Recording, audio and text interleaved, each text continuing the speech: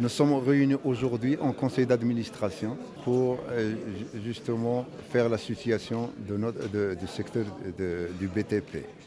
En résumé, je peux résumer, c'est-à-dire aujourd'hui, le secteur vit une situation très très difficile. Nous avons des entreprises qui ont mis la clé sous le paillasson. Nous avons des entreprises qui sont en situation de redressement judiciaire. Nous avons des petites entreprises qui ne savent pas quoi faire, qui attendent, qui sont en train de mourir. Donc nous voulons attirer l'attention surtout de l'opinion publique et aussi du gouvernement de cette situation, parce que la circulaire qui a été éditée par le chef de gouvernement, que nous avons d'ailleurs applaudi au départ, malheureusement n'a pas donné les fruits escomptés.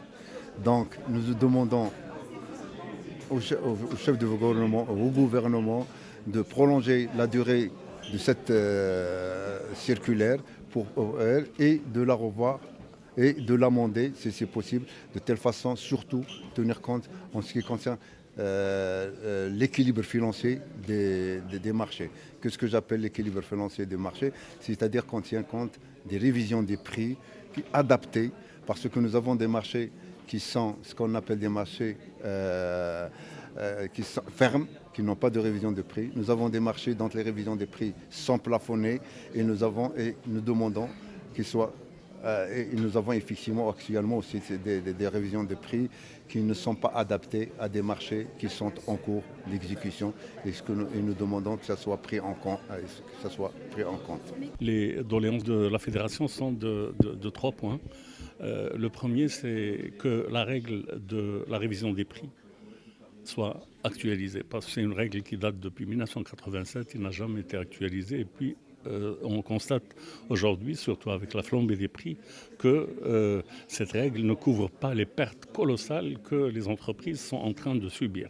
Donc on demande à ce que cette règle soit actualisée. Nous avons eu beaucoup d'échanges en termes de courrier, en termes de réunions avec le ministère, notamment la TRP, la division des affaires techniques, qui s'occupe de la relation avec la profession.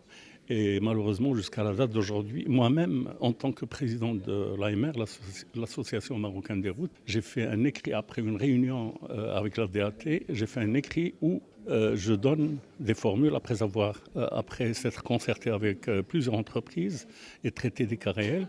Donc on a fait un écrit en mai dernier à la DAT. À la date d'aujourd'hui, on n'a pas encore de réponse. Je pense que c'est des formules qui sont toujours à l'étude et j'espère que ça sortira un jour. Donc la deuxième doléance, c'est que la circulaire qui était née en avril 2022 et qui est morte en octobre, le 18 octobre 2022, c'était une circulaire vraiment éphémère.